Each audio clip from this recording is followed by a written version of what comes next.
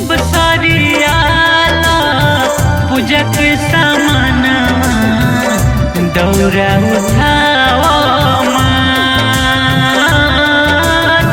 भइल जाता और घर के बेरिया चल जल्दी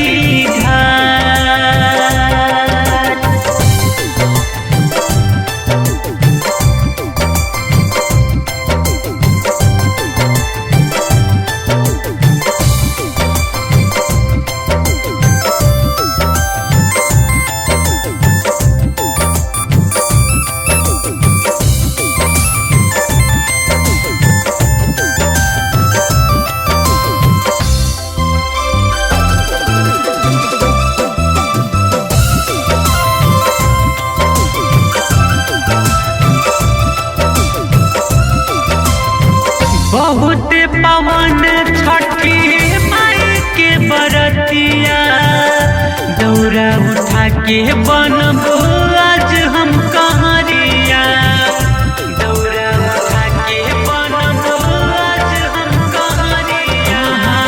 बहुत पवन छठी माई के बरतिया दौरा उठा के बनबो आज हम कहरिया।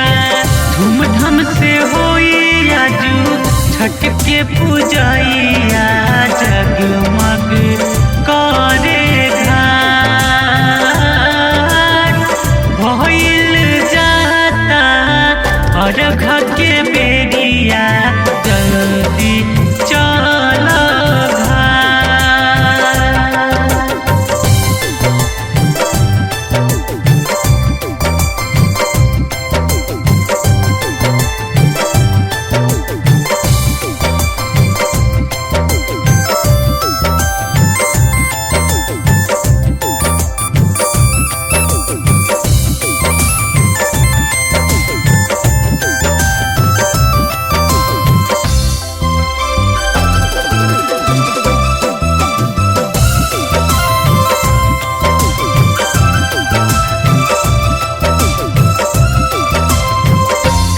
भूखल पियासल बरतिया गीत गावल चल दिहली गंगा जी के घटिया गीत गावल चल दिहली गंगा जी के घटिया। 3 दिन से भूखल पियासल बरतिया गीत गावल चल दिहली गंगा जी